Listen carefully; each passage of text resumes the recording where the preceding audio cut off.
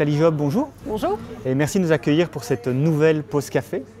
Donc je vous présente rapidement, Nathalie Job, vous êtes chargée de cours au département Chemical Engineering à l'Université de Liège et vous êtes responsable au sein d'un laboratoire nanomatériaux, catalyse et électrochimie. Alors on vient prendre un café avec vous aujourd'hui pour parler énergie du futur, des batteries ou des piles à combustible qui animeront nos smartphones ou nos voitures dès demain, voire même en fait peut-être aujourd'hui, vous nous le direz. Mais au départ, votre spécialité, c'est plutôt la catalyse. Vous étiez alors loin des batteries et des piles. Rappelez-nous brièvement ce que c'est que la catalyse et alors quel parcours vous a mené jusqu'à devenir une productrice d'électricité. Effectivement, on n'a pas l'impression que ça ait beaucoup de rapports. Donc j'ai commencé des études d'ingénieur chimiste ici à l'Université de Liège, donc que j'ai terminé il y a déjà quelques années. Et donc c'est un parcours classique chemical engineering dans lequel on étudie les réacteurs chimiques, donc comment transformer de la matière en une autre matière. Et bon, il faut savoir que la plupart des matériaux ou des matières ou des produits chimiques qu'on produit à l'heure actuelle sont faits par des réactions catalysées. Donc on a besoin d'un activateur de la réaction et donc souvent quand on parle de catalyse hétérogène, c'est un support poreux sur lequel on vient déposer des particules d'un matériel très actif, donc par exemple des nanoparticules de métal précieux comme du platine, de l'or, de l'argent, du palladium, des choses comme ça, ou des mixtes, des composés mixtes ou des oxydes. Donc ça peut être très varié. Le matériau est déposé, donc le matériau actif est déposé sur un support poreux pour avoir une très grande surface. Donc une très grande surface d'échange entre les réactifs et le catalyseur qui est par exemple des nanoparticules de platine. Donc on a besoin d'un matériau poreux, très poreux, donc c'est des très grandes surfaces sur lesquelles on peut déposer ces particules. Et donc moi j'ai travaillé essentiellement sur la fabrication de supports de type carbone, nanostructurés, donc ce ne sont pas du tout des matériaux qu'on trouve dans la nature, on les fabrique à partir d'un polymère par exemple, on les pyrolyse, ça donne un carbone et sur ce carbone on vient déposer par exemple des nanoparticules de platine ou de palladium ou d'argent ou d'autres métaux. Et donc ces catalyseurs, on les a utilisés pour faire de la catalyse classique entre guillemets en phase gazeuse ou en phase liquide. Et donc moi j'ai commencé ma carrière de chercheur sur une thématique vraiment liée au génie chimique, donc au génie de la réaction chimique et donc aux catalyseurs qu'on met ensuite dans un réacteur. Donc le but était essentiellement d'avoir des bonnes structures poreuses pour avoir une bonne dispersion du métal et aussi un bon transfert de matière. Donc les réactifs doivent entrer à l'intérieur du matériau, les produits doivent ressortir facilement et donc on doit avoir des bonnes structures poreuses à l'échelle nanométrique. Donc on parle de pores de l'ordre de 20, 30, 100 nanomètres, donc c'est extrêmement petit et il faut contrôler la texture à cette échelle-là. Et donc comment vous avez fait le pont alors vers les... Alors le pont, c'est que le carbone il est conducteur de l'électricité et donc en discutant avec des personnes qui travaillaient dans d'autres systèmes et notamment les piles à combustible, on s'aperçoit que ces matériaux-là pouvaient très bien entrer dans la fabrication d'électrodes de piles à combustible. Donc une pile à combustible c'est un générateur électrochimique avec deux électrodes et un électrolyte à l'intérieur. Donc l'électrolyte permet le passage des ions et pas des électrons. Les électrons doivent passer par le circuit extérieur, donc on peut par exemple faire fonctionner un moteur ou faire fonctionner une lampe avec ces électrons. Et donc classiquement dans une pile à combustible, on fait réagir l'hydrogène d'un côté, l'oxygène de l'autre et on produit du courant. Et bon, le problème c'est qu'il faut que le support sur lequel le catalyseur se trouve, donc classiquement du platine, doit être conducteur, bon conducteur d'électricité, donc le carbone convient très bien. Donc j'ai commencé à faire ces recherches-là au niveau post-doc, donc je suis partie pendant quelques mois chez des collègues français qui travaillaient sur ce sujet-là et donc on a travaillé sur l'introduction de ces structures nanoporeuses dans les piles à combustible pour permettre d'améliorer l'efficacité finalement de ces systèmes-là. Donc quand on parle de piles à combustible ou de batteries, on imagine qu'on a parcouru du chemin et vous travaillez à parcourir encore plus de chemin en termes d'efficacité, mais je voudrais justement savoir sur quoi vous travaillez. Qu'est-ce que vous essayez d'améliorer dans ces batteries ? Alors, dans les piles à combustible, donc les batteries, c'est un sujet un tout petit peu différent, même s'il y a beaucoup de points communs. Dans les piles à combustible, essentiellement, on essaie d'améliorer l'efficacité par rapport au coût. Donc il faut savoir qu'à l'heure actuelle, c'est encore des matériaux, enfin pas des matériaux, mais des appareillages qui coûtent très cher, parce que les matériaux eux-mêmes sont chers d'une part, ils sont parfois difficiles à produire, difficiles à recycler aussi, et donc on essaie de trouver des voies de fabrication de ces matériaux-là qui soient faciles à faire, donc c'est une première chose, et ensuite des matériaux qui permettent d'améliorer l'efficacité, notamment parce que les contacts sont meilleurs entre les différentes phases qui interviennent. Donc une électrode de pile, c'est pas du tout quelque chose qui est monolithique, c'est un matériau qui est composite et donc qui fait intervenir des interfaces, donc des surfaces à l'échelle nanométrique. Donc il faut un matériau qui ressemble à une espèce de grosse éponge dans lequel un autre matériau vient s'insérer pour que les électrons et les ions puissent s'échanger facilement. Donc ça veut dire qu'il faut vraiment une structure qui est bien déterminée, mais il faut en plus que ces matériaux-là soient relativement faciles à faire, donc d'un point de vue industriel, et puissent ensuite être produits à la tonne, par exemple, dans une usine. Donc ça, c'est un des points sur lesquels on travaille. D'un autre côté, essentiellement, c'est améliorer l'efficacité et donc avoir les structures qui conviennent pour ce type d'application. C'est ça. Vous dites pour les batteries, c'est différent ? C'est différent sans être différent. Donc, faut bien, donc le laboratoire dans lequel je travaille n'est pas centré uniquement sur les piles à combustible, mais aussi sur d'autres procédés, donc par exemple les batteries ou les supercapacités. Donc ce sont tous des petits générateurs électrochimiques qui fonctionnent de manière un peu différente, mais qui ont des points communs, et notamment ces nanostructures. Donc la plupart des matériaux que vous avez maintenant dans vos appareils, que ce soit une batterie de portable, de GSM, etc., bon, ce n'est pas des surfaces plates qu'on a, donc on n'a pas une électrode monolithique, on a de nouveau cette nanostructure, et donc on essaye d'améliorer les nanostructures pour que ça se passe bien d'un point de vue contact entre les différentes phases. Alors nous, notre travail n'est pas tellement de trouver des nouveaux matériaux, mais surtout d'améliorer les méthodes de production, donc d'arriver à les simplifier d'une certaine façon pour qu'on puisse ensuite développer ce type de matériaux-là, mais non pas à l'échelle laboratoire, mais à l'échelle d'une usine par exemple. Juste pour donner une idée, les avancées sur les batteries par exemple technologiques, est-ce qu'elles sont anecdotiques ou significatives? Quel est les gains de productivité qu'on a pu faire à ce niveau-là au cours, je sais pas moi, depuis le début des années 2000? Pour les batteries, c'est assez flagrant. Bon, la capacité de stockage d'une batterie lithium-ion a été presque modifiée de manière exponentielle sur les 20 dernières années. Donc bon, c'est vraiment une courbe qui s'envole au niveau capacité de stockage. Mais bon, il faut bien se rendre compte aussi que ce qu'on demande aux batteries maintenant est très différent de ce qu'on leur demandait il y a 10 ans. Donc vous avez beaucoup plus d'applications, par exemple sur les GSM, qui demandent beaucoup d'énergie. Et donc on doit arriver finalement à maintenir un bon niveau d'autonomie tout en permettant plus d'applications et plus de demandes d'énergie sur ces matériaux. C'est ça. Si mon téléphone avait été capable de faire il y a 10 ans ce qu'il fait aujourd'hui, il aurait une capacité d'1 heure peut-être. Probablement même moins que ça. On se plaint, mais on ne sait pas ce qu'on a gagné en fait. Est-ce que la question du recyclage intervient dans vos recherches? Parce qu'on sait aujourd'hui que ces matériaux coûtent cher et qu'ils ne sont pas infinis sur la planète et que donc l'idée de les recycler est de plus en plus présente.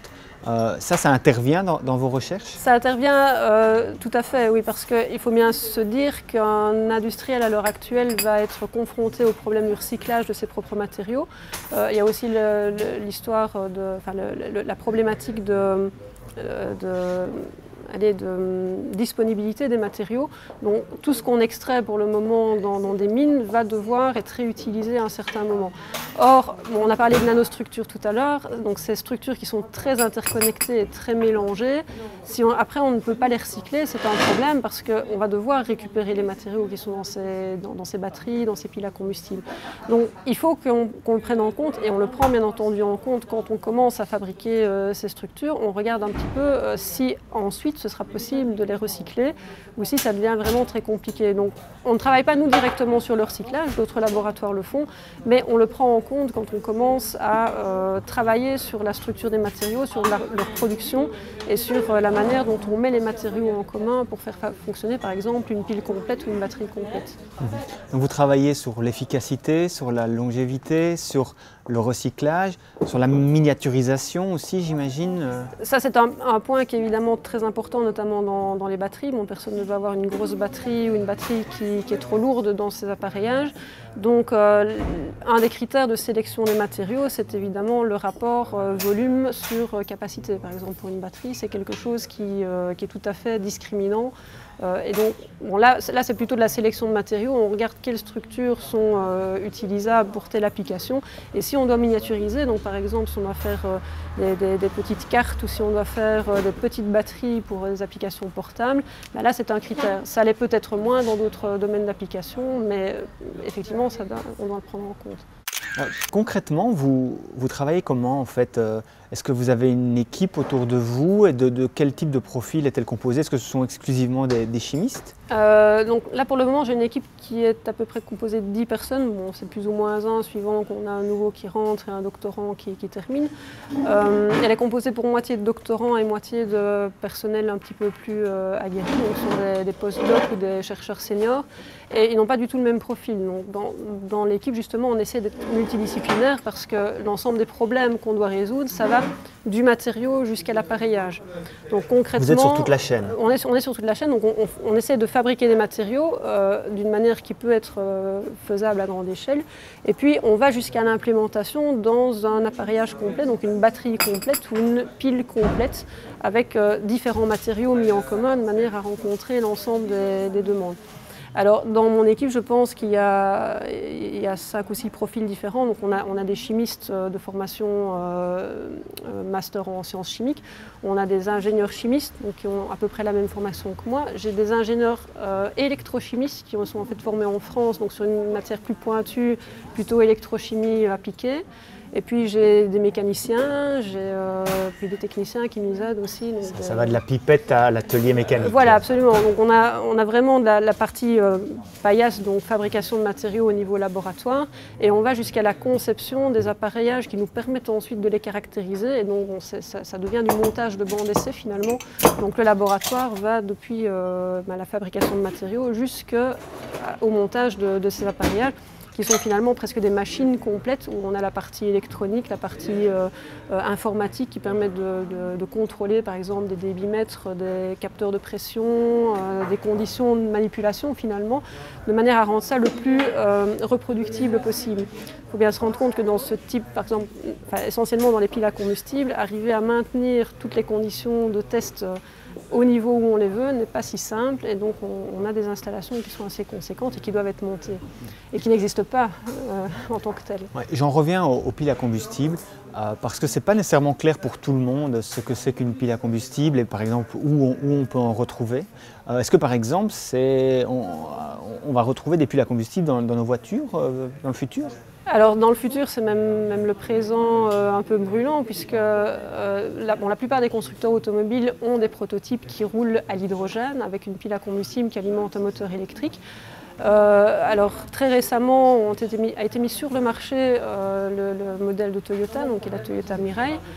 Le Japon est en pleine expansion au niveau de cette technologie-là parce que justement ils essaient de s'affranchir un petit peu du diesel, des particules fines et aussi simplement du pétrole. Au niveau européen, il y a beaucoup d'initiatives qui sont mises en place, donc pas mal de projets de démonstration, notamment en Allemagne qui se dégagent, en France aussi, ils sont extrêmement actifs, en Angleterre. Et la première station hydrogène qui va vraiment être couplée à des automobiles est en cours de construction pour le moment à Bruxelles. Station, c'est-à-dire station carburant, station essence, mais version... Station hydrogène. Donc ce sera une station qui va permettre... de faire le plein d'hydrogène. Voilà, exactement. Vous venez exactement comme vous faites le plein d'une automobile normale. En 3 à 5 minutes, vous faites le plein d'hydrogène d'une voiture qui roule à l'hydrogène. Et là, je ne sais pas si on s'éloigne de la thématique, mais cet hydrogène, on la trouvera où? Alors pour le moment, c'est encore un peu problématique puisque l'hydrogène est produit à partir de gaz naturel. Donc on fait ce qu'on appelle le réformage à la vapeur du gaz naturel. Donc on mélange le méthane avec de l'eau pour retrouver l'hydrogène en sortie. Donc ça se fait dans des procédés qui sont extrêmement performants pour le moment, mais plutôt pour l'industrie chimique. Donc on utilise l'hydrogène tous les jours dans l'industrie chimique pour faire ce genre de choses. Mais à terme, l'intérêt réel, ce serait de coupler justement ces piles à combustible avec un stockage de l'électricité l'électricité via l'hydrogène. Donc ce qu'on peut faire comme alternative au méthane, c'est faire l'électrolyse de l'eau. Donc on prend l'électricité, on casse les molécules d'eau finalement dans un système électrochimique également qui s'appelle un électrolyseur, et donc on peut récupérer l'hydrogène, et donc c'est une forme de stockage de l'électricité sous forme d'un combustible chimique. Donc ce combustible est ensuite réutilisé par exemple par une pile à combustible pour refaire de l'électricité. Alors évidemment il y a un rendement entre les deux, donc on ne récupère pas tout ce qu'on avait produit au départ, mais si on imagine par exemple le stockage saisonnier d'électricité, donc on imagine des panneaux solaires qui fonctionnent en été alors qu'on n'a pas besoin d'électricité, on pourrait très bien produire de l'hydrogène à partir de cette électricité-là et puis la réutiliser en hiver quand on a moins d'ensoleillement ou bien un jour où on n'a pas beaucoup d'énergie éolienne ou des choses comme ça. Donc ça c'est un enjeu qui est décisif, cette idée de stocker l'énergie en faisant de l'hydrogène. On nous a beaucoup parlé cet hiver de la possibilité d'un blackout, de tomber à court d'énergie, à court d'électricité, d'être en rupture de stock. Si on arrive à la stocker, on pourrait du coup résoudre cette question. C'est une des voies qui est envisagée clairement. Donc évidemment il y a toute la problématique du coût de ce genre d'infrastructure, donc ça demande des infrastructures conséquentes, mais il est clair que c'est une option qui est envisagée par de nombreux pays, notamment le Japon, l'Allemagne, les États-Unis notamment. Donc c'est une manière de stocker l'énergie sous une forme qui est durable. Donc, par exemple, si vous essayez de stocker dans une batterie, oui, vous pouvez stocker, mais c'est plutôt un stockage jour-nuit, par exemple. Donc on ne va pas stocker pendant des mois une énergie qui a été produite, par exemple, en été pour l'utiliser en hiver. Or, le stockage saisonnier reste évidemment un problème dans cette optique-là, puisque on a parlé effectivement de ces problèmes de blackout. On pourrait imaginer stocker l'énergie produite en été et la réutiliser en hiver, et donc d'une certaine façon reniveler l'offre et la demande en énergie avec du stockage chimique. Pour conclure, Nathalie Job, j'aimerais vous demander, vous venez d'évoquer la question du coût. J'imagine que c'est une question qui ressort souvent. J'imagine également que vos recherches sont davantage financées quand le pétrole est à des prix impayables et que c'est plus compliqué de faire des recherches dans ces domaines-là quand il est au plancher. Mais rêvons, mettons que tout se met pour le mieux. De quoi est-ce qu'on peut rêver à travers ces recherches? Quelles sont les perspectives qu'on peut imaginer en termes d'énergie dans les 10 prochaines années, je ne sais pas? L'intérêt de ces technologies-là, c'est d'être plus propre et d'être aussi indépendant d'un point de vue énergétique. Bon, pour le moment, on importe pratiquement toute notre énergie, mis à part les quelques pourcents qui sont produits effectivement par voie renouvelable, donc que ce soit l'éolien ou le solaire. C'est en train d'augmenter, bien entendu, mais évidemment, le problème, c'est qu'on produit plus à un moment où on a moins besoin. Donc il y a vraiment là une espèce de, je ne vais pas dire de philosophie, mais de politique énergétique à prendre au niveau des régions et de l'Europe et des différents pays.